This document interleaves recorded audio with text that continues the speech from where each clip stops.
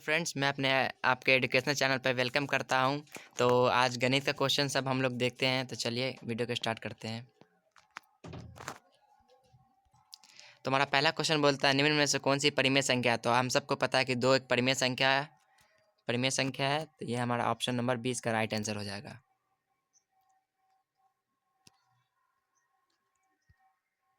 अगला क्वेश्चन बोलता है, √6 × √8 का मान होगा तो 8 8 64 और 64 का आप लोग एलसीएम निकालिएगा तो आपका इतना आंसर आ जाएगा। इसका मतलब ऑप्शन नंबर ए इसका राइट आंसर हो जाएगा। तो हमारा अगला क्वेश्चन कहता है, यदि x बराबर √5 हो तो x माइनस 1/x का मान होगा। तो इसका राइट आंसर हो जाएगा ऑप्शन नंबर बी, 4/√5। अगला क्वेश्चन बोलता है, यदि x² माइनस ax माइनस 15 का एक गुणनखंड x माइनस 3 हो तो a का मान होगा। तो इसका राइट आंसर हो जाएगा ए नंबर, यानी कि -2 इसका आंसर हो जाएगा। अगला क्वेश्चन बोलता है, a² माइनस b² बराबर। तो इसका हम लोग फार्मूला ही जानते हैं, a+b × a माइनस b। तो इसका राइट आंसर हो जाएगा बी नंबर। अगला क्वेश्चन बोलता है, x + a × x minus b बराबर हो जाता है। हम लोग जानते हैं फार्मूला के हिसाब से x² + a minus b × x minus a b। तो इसका राइट आंसर हो जाएगा बी नंबर। अगला क्वेश्चन बोलता है, a + b - c का स्क्वायर हो जाएगा। तो हम लोग जानते हैं कि a² + b² + c² + 2ab - 2bc + 2c है। तो इसका राइट आंसर हो जाएगा बी नंबर। अगला क्वेश्चन बोलता है, x - y पे q। तो x³ - y³ - 3xy × x - y। इसका राइट आंसर हो जाएगा सी नंबर। अगला क्वेश्चन बोलता है, 2x + y²। तो इसका राइट आंसर हो जाएगा सी नंबर, 4x² + 4x + y।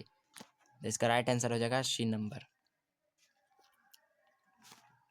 अगला क्वेश्चन बोलता है, 2a + 2b + 2c² होता है 4a² + 4b² + 4c² + 8ab + 8bc + 8c है। तो इसका राइट आंसर हो जाएगा दूसरा बी नंबर। यानी यदि x + 1/x बराबर 6 हो तो x² + 1/x² होगा। तो इसका राइट आंसर आपका हो जाएगा 34। तो इसका ऑप्शन हो जाएगा सी नंबर। अगला क्वेश्चन बोलता है, यदि a + b + c बराबर 5 हो तो ab + bc + ca बराबर 4 हो तो a² + b² + c²। तो इसका राइट आंसर आपका हो जाएगा 17, मतलब ऑप्शन बी। अगला क्वेश्चन बोलता है, यदि व्यंजन x + 2 बहुपद x² + mx + 14 का एक गुणनखंड हो तो m बराबर होगा। तो इसका 9 इसका आंसर हो जाएगा, यानी ऑप्शन नंबर ए। अगला क्वेश्चन बोलता है, किसी त्रिभुज का एक बाहरी कोण 100 डिग्री हो तो उसके दोनों सम्मुख अंतःकोण समान हो तो प्रत्येक अंतःकोण का मान होगा। तो इसका राइट आंसर हो जाएगा 50 डिग्री, यानी ऑप्शन नंबर डी। अगला क्वेश्चन पूछता है कि एक त्रिभुज में किसी एक शीर्ष पर बने बाहरी कोण की माप 95 डिग्री हो तो यदि उसके एक सम्मुख अंतःकोण का मान 55 डिग्री हो तो उसके दूसरे अंतःकोण का मान होगा। तो इसका राइट आंसर हो जाएगा सी, यानी 40 डिग्री। अगर आप चैनल पे नहीं हो, चैनल को सब्सक्राइब करके बेल नोटिफिकेशन ऑन करके ऑल पे प्रेस कर दीजिए ताकि मेरे हर वीडियो का नोटिफिकेशन मिलने के लिए सबसे पहले। तो चलिए अगले क्वेश्चन की तरफ बढ़ते हैं। यदि त्रिभुज ए बी सी में कोण ए बराबर 60 डिग्री इंटू कोण बी बराबर 80 डिग्री हो तो तथा त्रिभुज बी और त्रिभुज सी के अर्धक बिंदु ओ पर बिंदु त्रिभुज बी ओ सी बराबर होगा। तो इसका राइट आंसर हो जाएगा ऑप्शन नंबर डी, यानी 140 डिग्री। चलिए अगले क्वेश्चन की तरफ बढ़ते हैं। यदि किसी त्रिभुज का एक कोण अंततः दो कोण के योग के बराबर हो तो उस त्रिभुज के तो उस कोण का अनिवाही होगा। तो इसका राइट आंसर हो जाएगा ऑप्शन नंबर है, यानी समद्विबाहु त्रिभुज। चलिए अगले क्वेश्चन की तरफ बढ़ते हैं। यदि किसी त्रिभुज ए बी सी बराबर त्रिभुज डी ई एफ हो तो त्रिभुज डी ई एफ की कौन सी भुजा त्रिभुज ए बी सी की भुजा ए बी के बराबर होगा। तो इसका राइट आंसर हो जाएगा ऑप्शन नंबर सी, यानी डी ई। चलिए अगले क्वेश्चन की तरफ चलते हैं। यदि त्रिभुज ए बी सी व त्रिभुज डी ई एफ में त्रिभुज ए बराबर त्रिभुज एफ, त्रिभुज बी बराबर त्रिभुज डी और त्रिभुज ए बराबर एफ डी हो तो उन त्रिभुजों के सर्वांग समता की कौन सी शर्त लागू होगी। तो हम सबको पता है ए से इस पे लागू होगी। तो इसका राइट आंसर हो जाएगा ऑप्शन नंबर ए।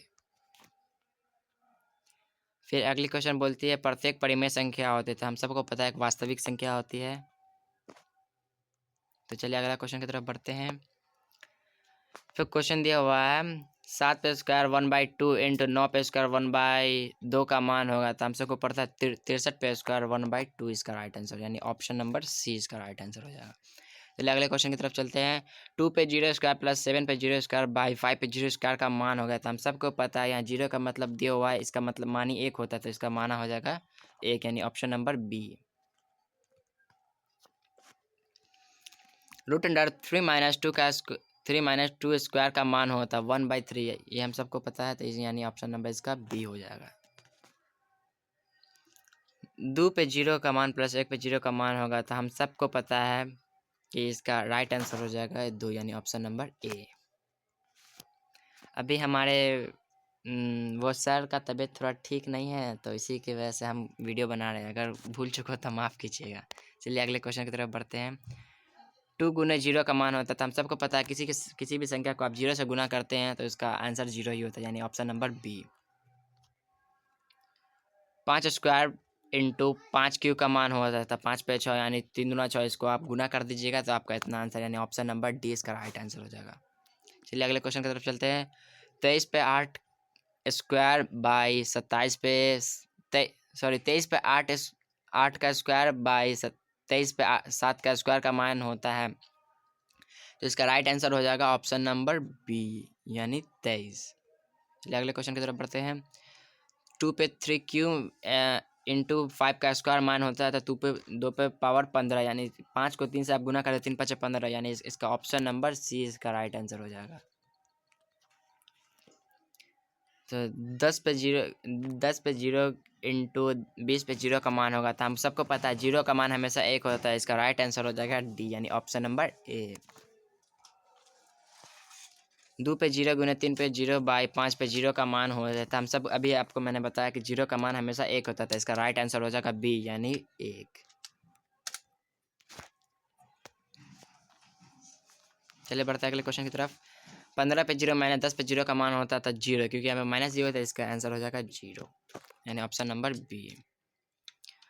8 पे 0 प्लस 4 पे 0 का मान होता है तो 1 होता है, हम सबको पता है, ऑप्शन नंबर 20 का राइट आंसर हो जाएगा। 7 पे 0 प्लस 4 पे 0 का मान होता है तो 2 होता है, यानी ऑप्शन नंबर सी इसका राइट आंसर हो जाएगा। 10 गुने 0 का मान होता है, तो मैंने अभी आपको बताया कि 10 को किसी भी संख्या से आप 0 का गुना कीजिएगा तो हमेशा वो 0 होता है, यानी ऑप्शन नंबर सी इसका राइट आंसर हो जाएगा। 10 माइनस 0 का मान होता है, तो हम सबको पता है कि जब 0 से किसी चीज़ को घटाया था उसका मान उतना ही रहता था, इसका ऑप्शन नंबर बी इसका राइट आंसर, यानी 10 इसका राइट आंसर हो जाएगा। 2 गुने 10 प्लस 20 माइनस 0 का मान होता है, यानी 2 को 10 से गुना तो 20 हो जाएगा, प्लस में 20 तो इंटू 40, और 40 को 0 से आप घटाइएगा तो आपको पता है कि 0 से जिस अंक को घटाते हैं उसका मान उतना ही रहता है, तो इसका राइट आंसर हो जाएगा बी, यानी 40। फिर क्वेश्चन है 10 गुने 0 प्लस 2 गुने 0 माइनस 10 गुने 0 गुने 2, तो इसका मान आपका हो जाएगा 0, क्योंकि 10 से 0 को गुना कीजिएगा तो 0 हो जाएगा, 20 को 0 से गुना कीजिएगा तो 0 हो जाएगा, 10 को गुना से 0 कीजिएगा तो 0 हो जाएगा। मैंने आपको पहले ही बता चुका हूँ कि किसी भी संख्या से 0 को गुना करने पर उसका जो फलस्वरूप आंसर निकलता है वो 0 ही होता है, जिसका right answer option number A हो जाएगा। चलिए अगले क्वेश्चन की तरफ बढ़ते हैं। क्वेश्चन है 6 स्क्वायर बाई 3.6 1/3 का मान होगा, तो इसका मान हो जाएगा 6, यानी ऑप्शन नंबर बी। अगला क्वेश्चन बोल रहा है निम्नलिखित में से कौन सा बहुपद है, तो इसका राइट आंसर हो जाएगा ऑप्शन नंबर सी। अगला क्वेश्चन बोल रहा है शून्य बहुपद का घात होता है, तो यहाँ ऑलरेडी शून्य बहुपद का घात पूछ रहा है, तो इसका मान 0 होता है। चलिए बढ़ते हैं अगले क्वेश्चन की तरफ। यदि पी एक्स बराबर एक्स प्लस 4 हो तो P x plus Q into minus x का मान होता है, तो इसका मान होता है आपका 8। चलिए बढ़ते हैं अगले क्वेश्चन की तरफ।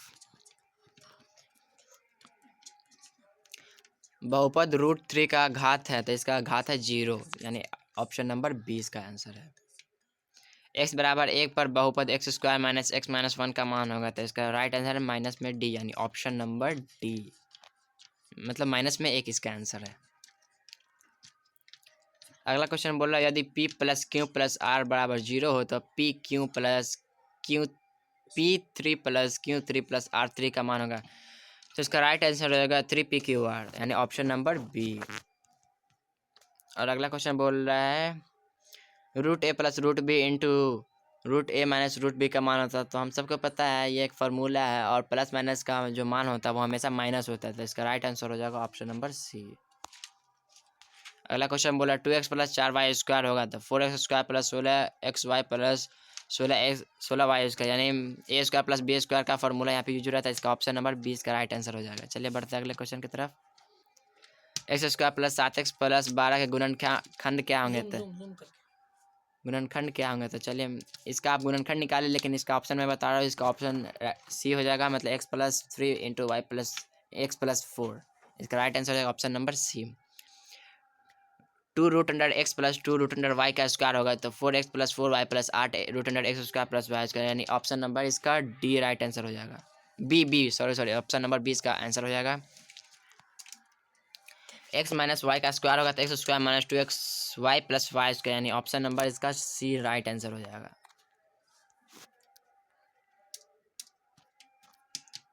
तो अगला क्वेश्चन हम बोल रहा है एक बिंदु का भुज धनात्मक होगा जब प्रथम तथा चतुर्थ चतुर्थांश में। यह 10th में भी क्वेश्चन पूछे हुआ था, यह क्वेश्चन को आप लोग अच्छा से देख लीजिए, ऑप्शन नंबर सी इसका राइट आंसर हो जाएगा। अगला क्वेश्चन की तरफ चलते हैं। दो सरल रेखाओं ए बी एवं सी डी एक दूसरे को बिंदु ओ पर काटती है। यदि त्रिभुज ए ओ सी प्लस त्रिभुज सी ओ बी प्लस त्रिभुज बी ओ डी बराबर 274 डिग्री हो तो त्रिभुज ए ओ डी का मान होगा, यानी इसका option number A right answer, यानी 66 डिग्री इसका मान होगा।